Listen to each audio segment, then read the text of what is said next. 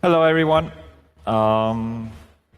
This presentation will be an update on what we did in the last half a year regarding Iridium. And as many of you know, probably we have been sidetracked by some other shiny new toy, and which means that we had a few months in the beginning of this year to actually continue working on Iridium, and then kind of had to quit to get this other thing done. So therefore, this presentation I'll try to talk a little bit more about the details we didn't talk about at Congress, and we have a few new things actually in terms of hardware and software. Okay, so I'm going to skip quickly over the stuff we already covered at Congress. In general, this talk is about the Iridium pager network. Was our main goal at the Congress to get some paging messages from Iridium decoded, and that worked kind of okay. We just dissected a pager and had a look at it, but really was just special chips, nothing to find about them. One of them said Calypso, which is kind of what you expect in the GSM handset from somewhere in the 2000s, but it seems like the Calypso chip inside this device doesn't have much to do with the GSM Calypso, so it was kind of a dead end. Yeah, it's the Calypso and Iridium satellite. Now, the original idea about the Iridium network and why to look at it is it's a simplex system, and the Iridium satellite just sends data down to you. You don't have an uplink, at least for the pager messages. So the Iridium system doesn't really know where you are, and it just has to kind of guess where you are. You have to give it a rough estimate, maybe, and which is interesting if you want to receive messages and don't want to be tracked at the same time. It's 66 active satellites in low Earth orbit, which makes it nice to receive them because they have a rather strong signal because they're quite near to us, or think about 600 kilometers. So with rather inexpensive equipment, you can already receive them. And we'll touch on that a little bit later in the presentation. Okay. Frequency-wise, it's around 1.6 gigahertz, slightly below GSM in the frequency spectrum. Sorry? One more. Yeah, back at the Congress, we told all of you, hey, this RF stuff, it's not that hard. It's really more kind of a myth that it's hard, and we just got into it, and we gave you the radios to basically dive into it also. So you're all satellite hackers by now. You have the equipment. Go have fun with it. Go have fun with our tool chain. And at the beginning, we started with some RTL SDRs that didn't work really well. We tried with a USRP that worked a little bit better, but we still didn't get anything with the antenna we had. We bought really expensive stuff to get something going, and we spent like 200, 300 euros on things, and we went to the roof and got our first signals in the FFT, which is nice, cool. There's something to decode, at least something to work on. And if you look at the waterfall, we have the SDR challenge up right now. I think the web server is broken, but in general, you're also looking for signals. For example, in the waterfall, anyone maybe who has taken part of that has seen these signals crawling through in the waterfall. And we have some very slow signals going on here, but with Iridium, they're quite fast. And even if you zoom in a lot, I mean, you only have like 8 milliseconds long signals, and you have to spot them. That basically was what took us the most time.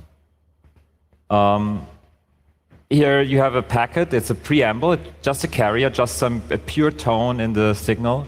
And that's quite nice because you can detect that easily, and you can just look at the power in the signal and detect the signal. And then a part in the packet comes which is unique. And we trigger on that in our tool chain to continue decoding the stuff. And here you can see a little bit of the modulation. So you have BPSK, and you can see that the blue and the red line, they go together. And you can, an RF signal, you can decompose into two components to work with them easily. And of course, the two components can go differently, or they can go together. If they go together, in this case, you can transmit less information, but it's easier to decode. So that's the unique word with Iridium. And later on, the two go into different directions. And that's then, it contains a little bit more information. That's actually where the data section is located with Iridium.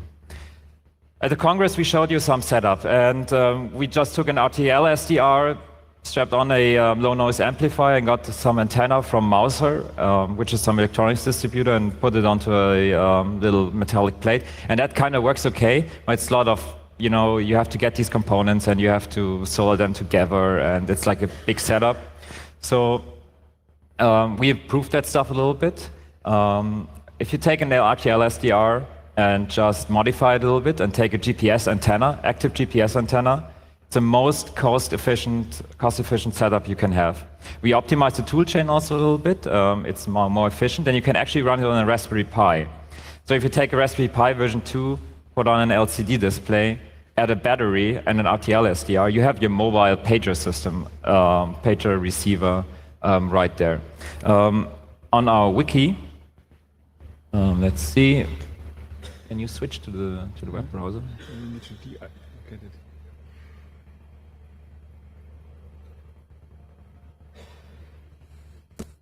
Okay. This is the wiki of the new CCC. Oops. Drück mal jetzt.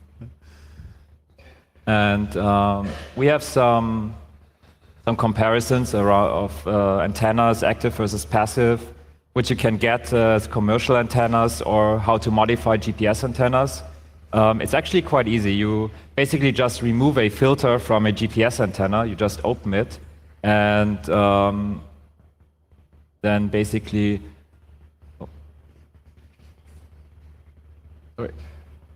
there's just a big filter in the middle. Oh, crap, why is this? And if you remove this filter, your GPS antenna suddenly becomes an active Iridium antenna. And with a slight modification on RTL SDR, which is also documented in the wiki, and it's basically just adding a small coil and adding an SMA connector on the side. You can get your RTL SDR to supply some power to the GPS antenna, and you get a very good signal actually out of that stuff. So what you can build with just a little metal box, and you put the RTL stick in there and a modified GPS antenna, is this thing. It's just a very small Iridium receiver. You just plug it into your notebook or plug it into a Raspberry Pi, and it will give you a quite good signal to receive Iridium pager messages. So the system is mobile, and oh, actually, did you skip that? Oh, yeah. And you just add a battery, you have a mobile receiver setup. And right at camp now, like an hour ago, we tested different options for receivers. So we had the RTL SDR with the active antenna, and we had a radio badge with a passive Iridium antenna. So just take a radio badge, you solder on an SMA connector, and you get a passive antenna. It's just an off-the-shelf Iridium antenna. You can get them at Mouser or DigiKey or something like that.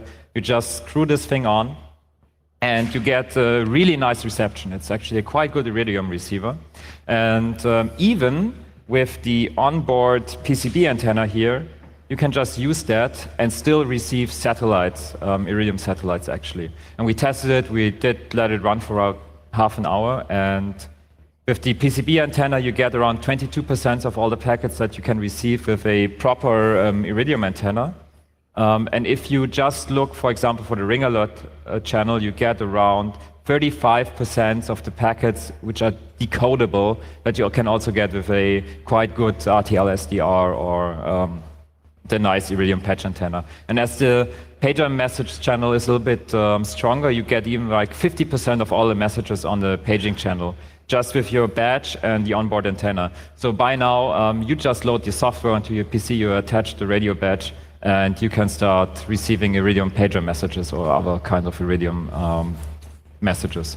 So happy hacking with that. And Zach later on is going to show you how to actually run the toolchain and get something out of that stuff. And yeah.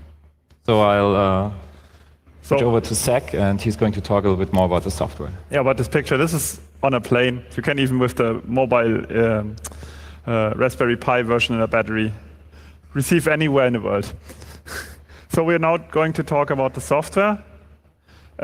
This is also a quick rehash from the Congress talk. We try to find stuff about the Iridium information, and I think this slide is really great because it was on the internet without any thing,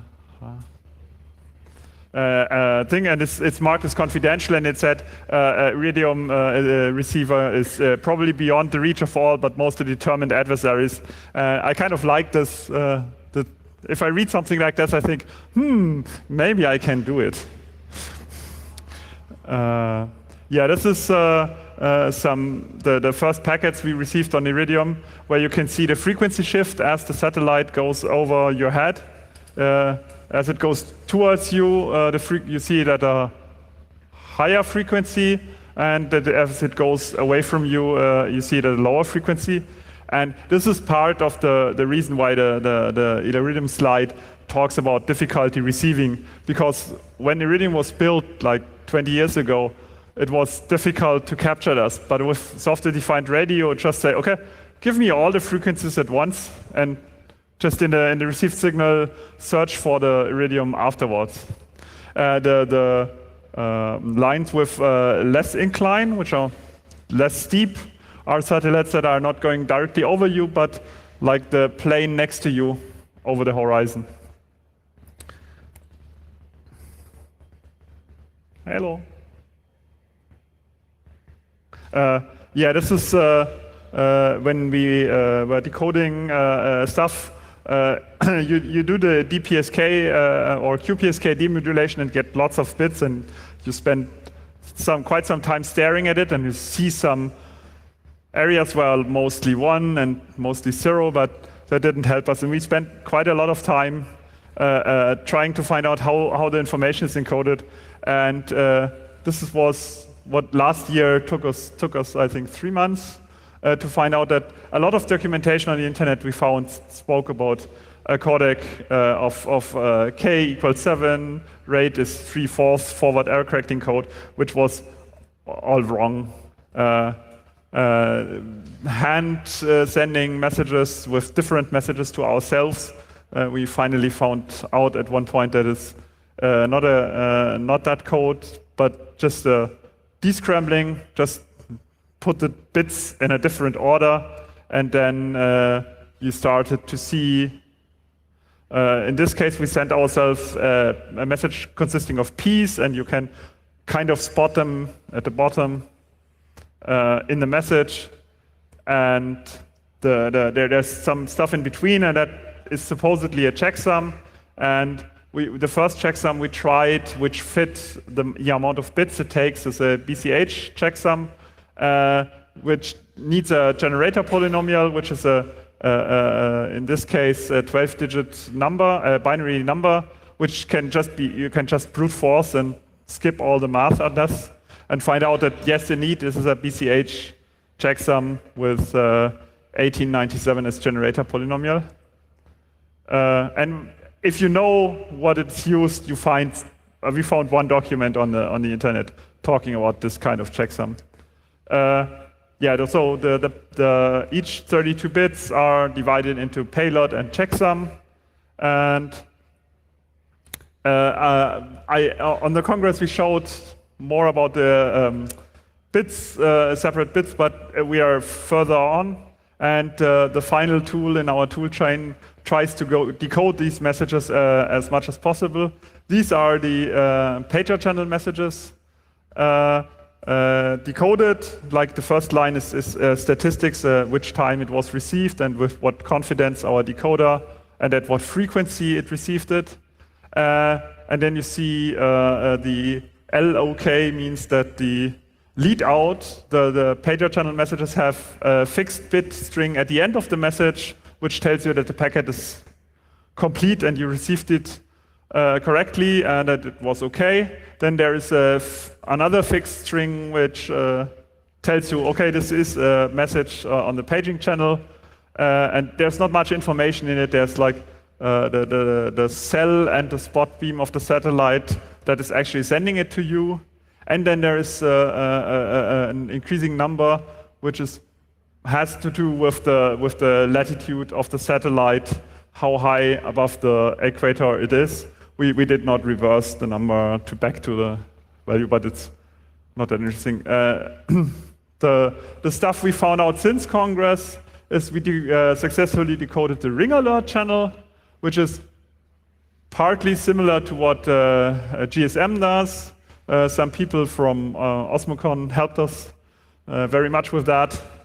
And it contains all the usual information, so which satellite it is, which cell it is, the position where the satellite currently is, like latitude and longitude, and the altitude, but that's not, I don't know which unit this is in. The satellites also transmit in every other packet the position where its spot beam supposedly hits the Earth. So you could just use an Iridium receiver to know where on the Earth you are, because it sends you, hey, I think you are here if you receive this.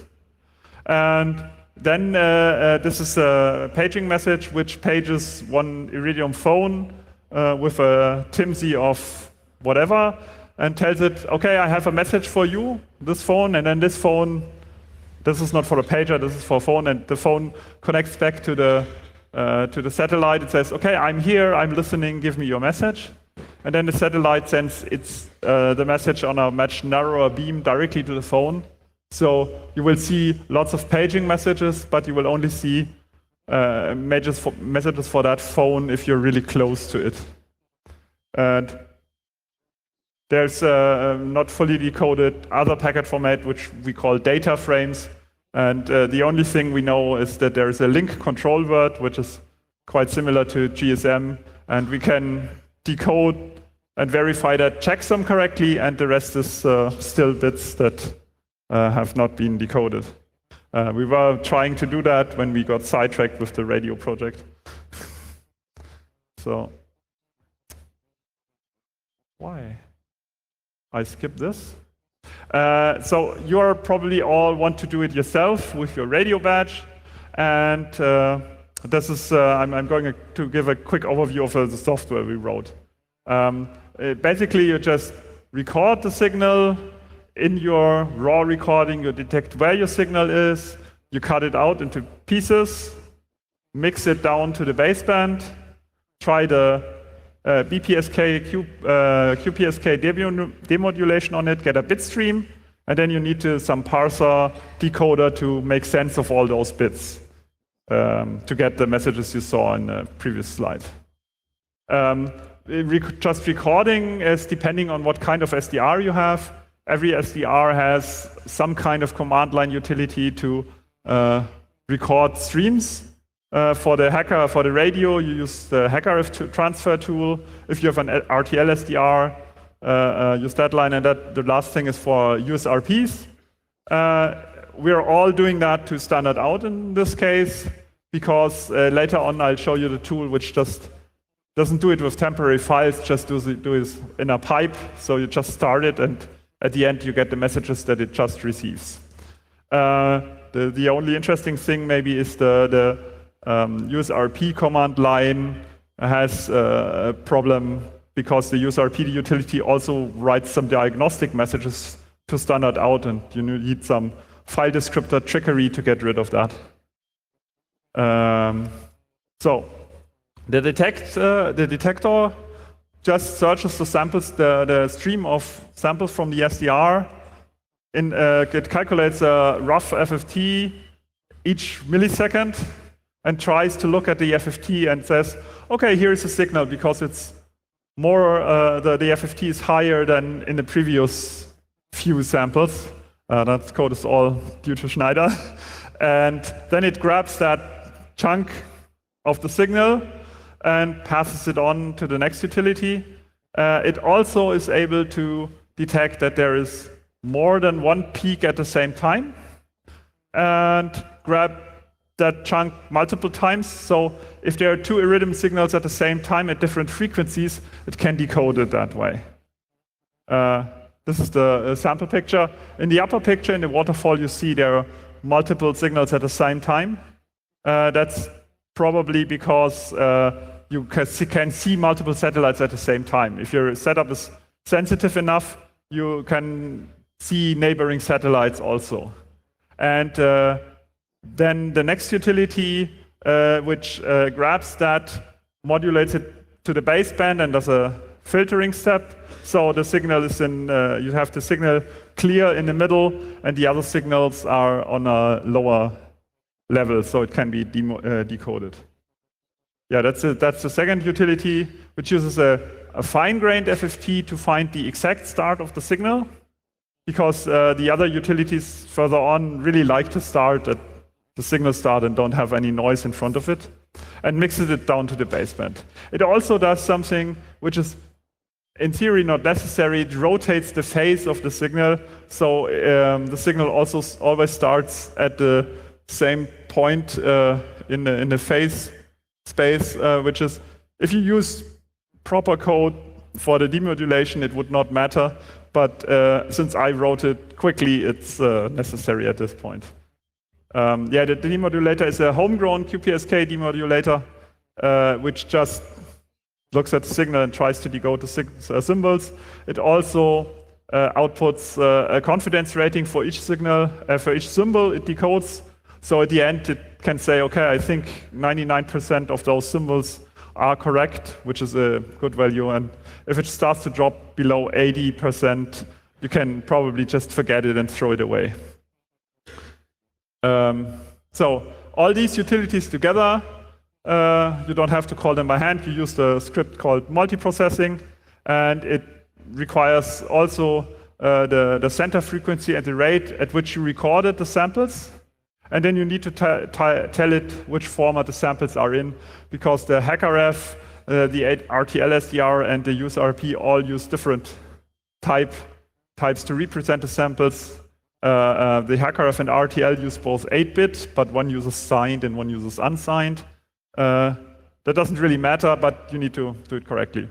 And that outputs the bit stream of each packet it decodes.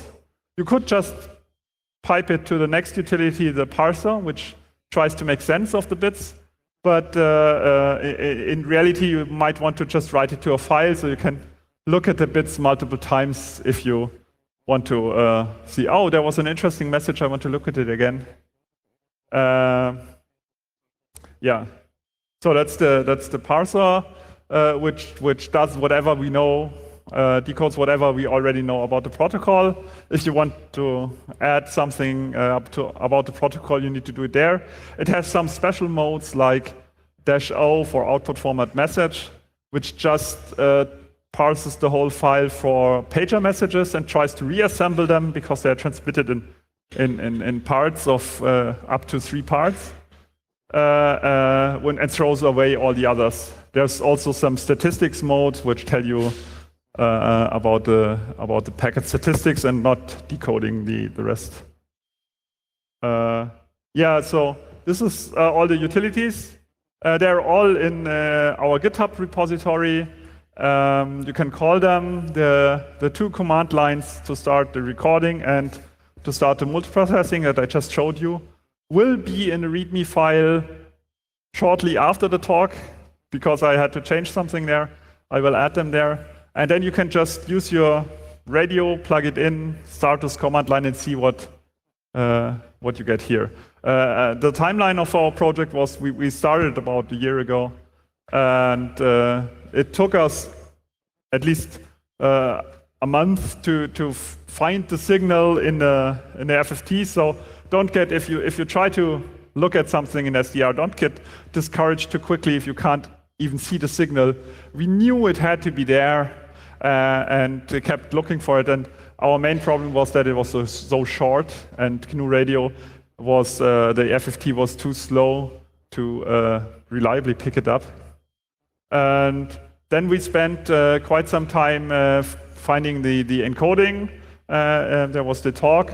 There was an Osmocom meetup in the end of March, where we met some really nice people from Osmocom, and some of them helped us looking at more of the stuff.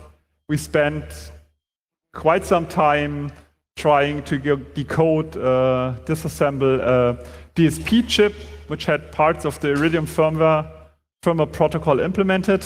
And I can tell you, looking at DSP disassembly is no fun. That's some kind of out-of-order execution that drives you mad. And at May 1st, some guy, what was his name? Dieter. Dieter? Some guy, Dieter, bought a Racal test set somewhere, which is a test set to test Iridium handsets.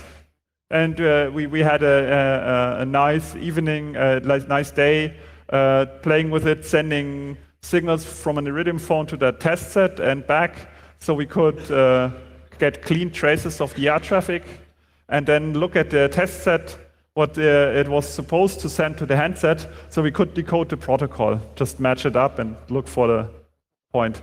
He also looked at the firmware image of this thing and got even more information about the checksums for us, which we are really grateful for. That helped the decode process really far along. And I must admit, since then, we have kind of lingered a bit because we were busy with the radio, which was totally secretly a project to get 4,500 Iridium receivers into the world.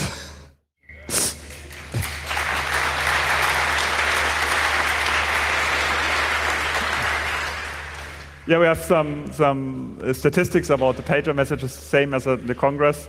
The only change is there was one guy in Germany who sent about 16% of all Iridium pager messages. They stopped. So if you now listen for pager messages, you have to wait a bit longer because the amount of messages dropped by his share by 16%.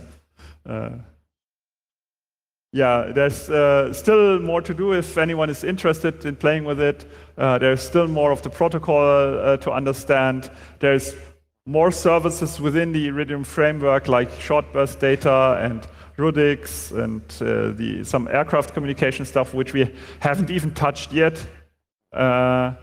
If anyone wants to join in, we would be grateful. There's still a lot to do. There's a no. I changed that slide. That's from Congress. I'm sorry.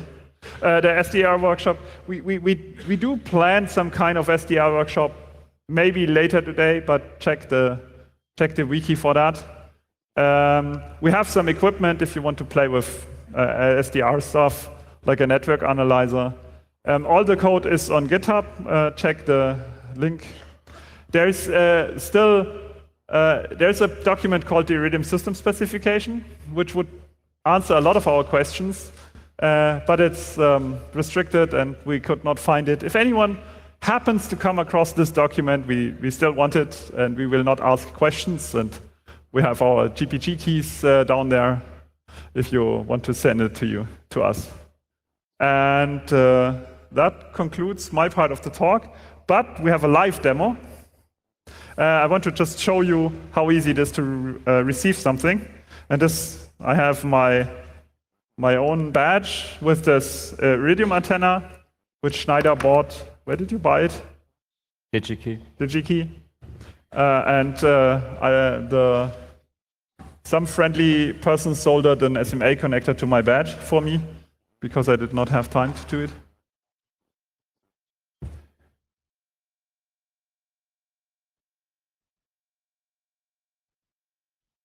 And just a second.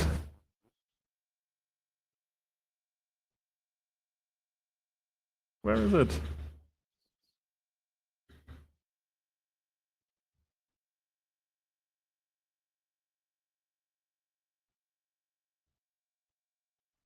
So I probably need a bigger font.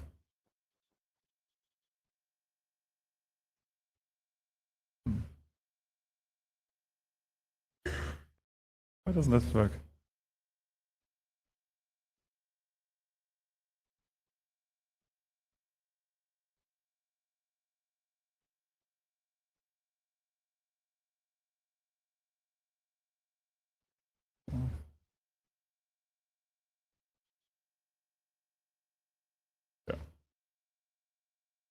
Just use the command lines I showed you, like get the hacker I need to turn it on first. to get the samples and pipe it into there, and then we start it, and then hopefully the tent is not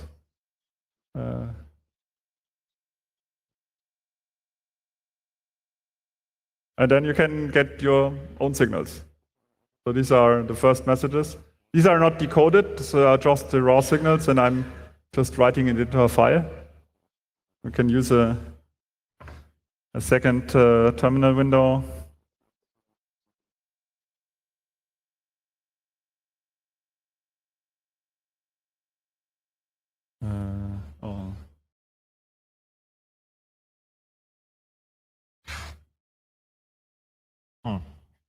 Why doesn't the resizing work on this desktop? Really strange. I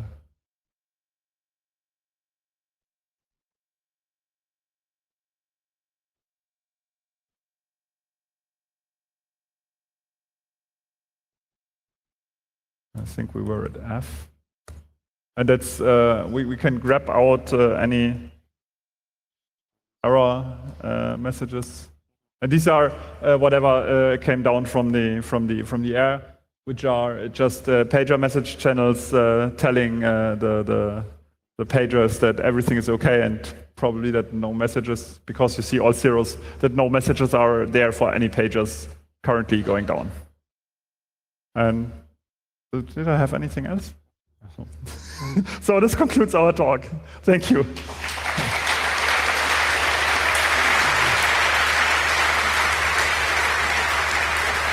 We have some time for questions. If you have any questions, now would be the time. Ich weiß. Okay, if you have any questions, go to the microphones, ask your questions. Kannst du das Mikro aufmachen? Hello.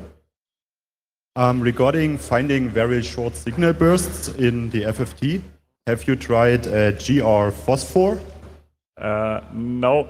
I have been told that I should try it, but I did not. At the time we started, I did not know about it, and at the moment I did not have the time to look into it, but I was told it is very good for that. Yeah, you should try it. You can see like the carrier loading in LTE signals or stuff like that. Yes. TNT did some very good work with GR Phosphor. It's a really great tool. Yes. Actually, we have to thank a lot the Osmocom guys, TNT, Dieter, Horizon, and Steve. I mean, they're very helpful and a nice team. Really great guys, I have to say. I have to show you this nice antenna that Horizon built, which is because Iridium is also circular polarized, is a special made for Iridium. And I think it looks really nice, and whoever was at the opening talk probably can think of a second use for this one. Some more questions? No? Your last chance to ask something?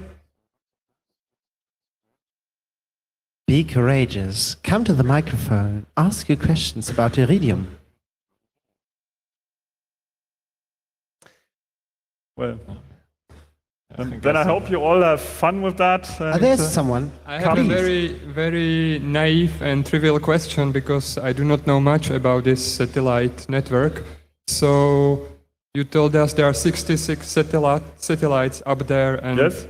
What is their date of how many years they are supposed to exist, basically? How many? What do you think? Could people use it in 10 years or 20 years, what you presented here? I mean...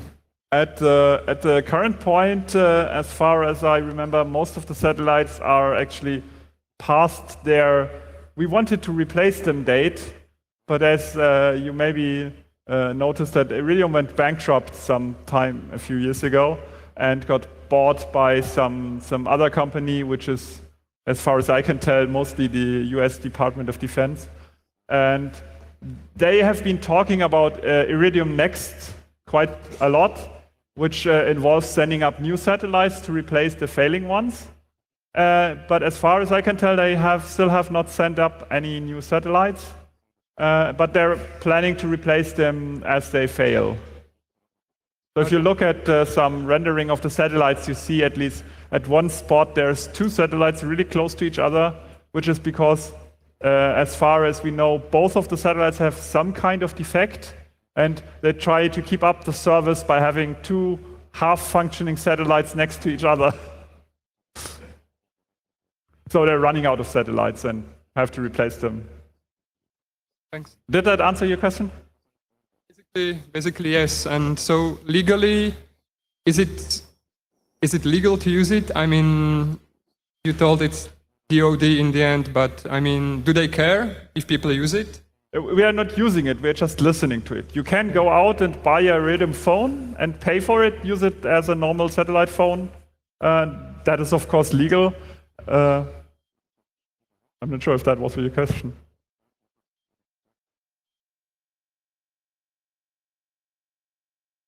Please.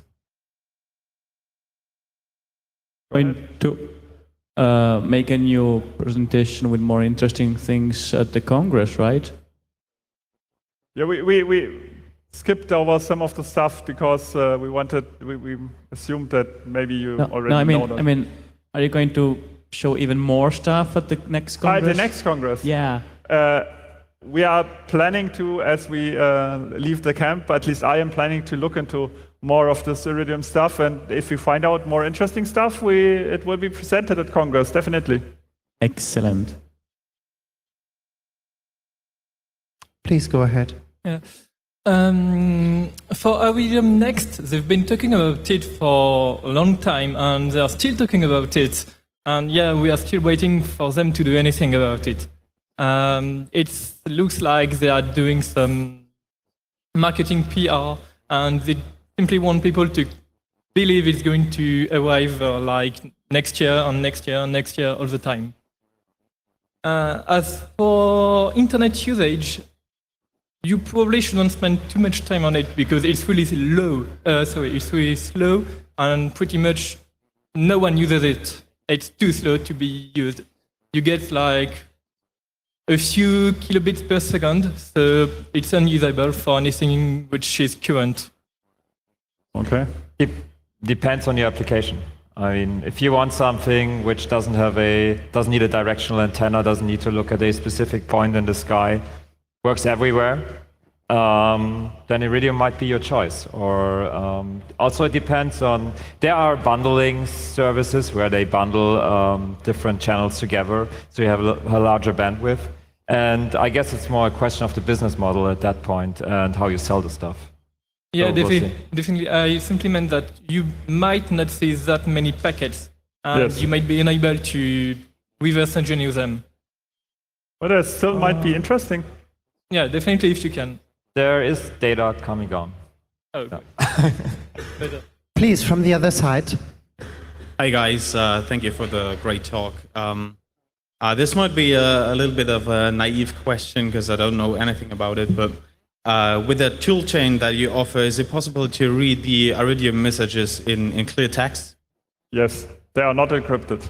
Okay, so these are like these examples that you showed us in your live demo. These are just normal.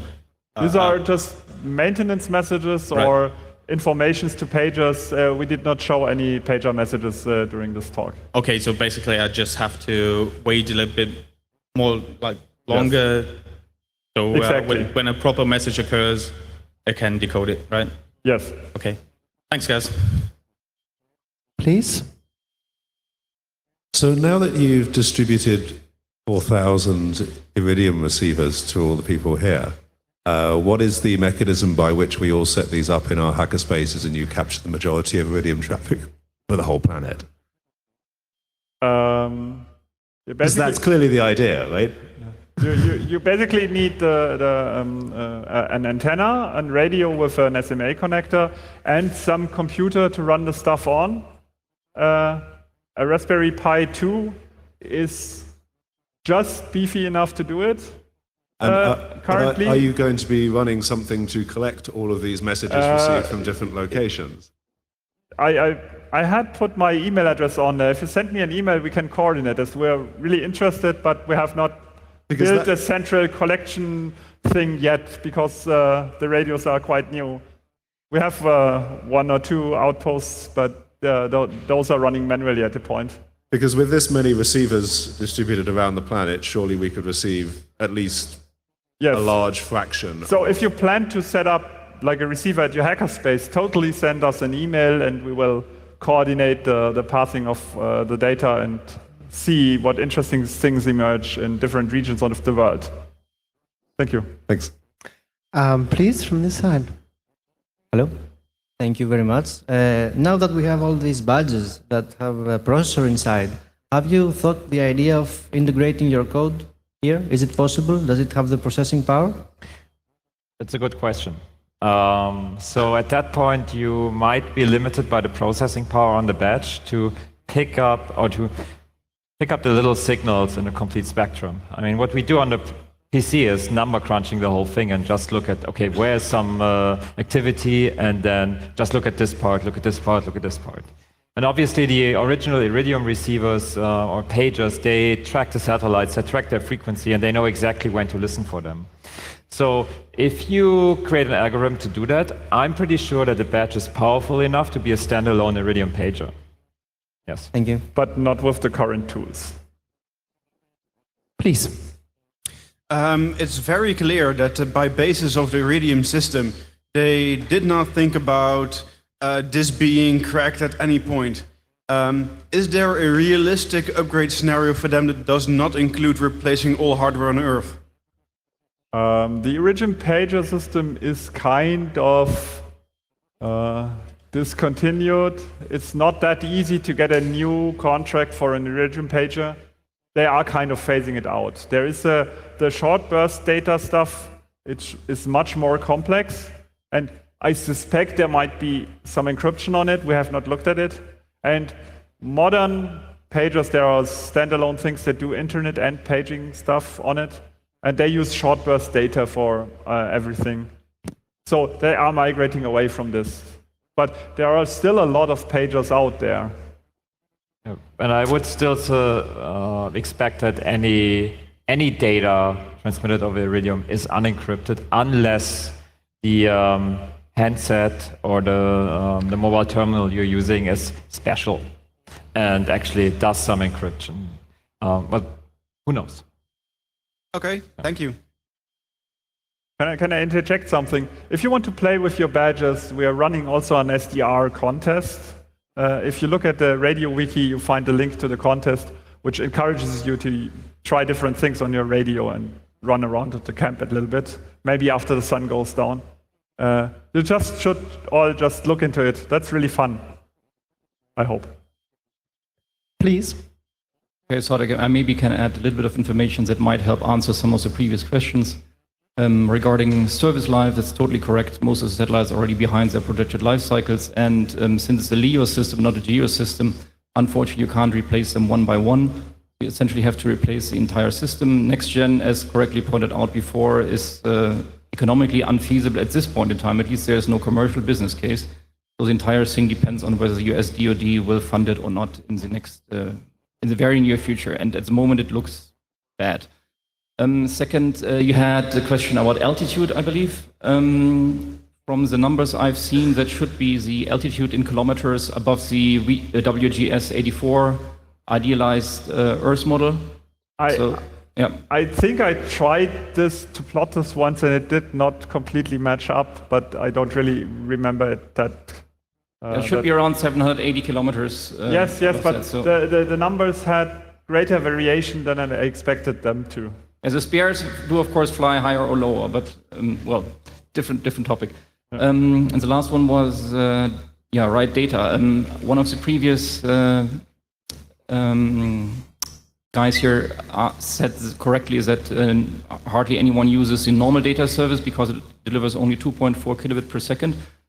I just might add, there are actually only 2 data services on Iridium that are worth talking about at this point in time. It's either the maritime version where they use channel bundling to yield at least halfway acceptable data rates that you can use for anything if you have continuous stream of data.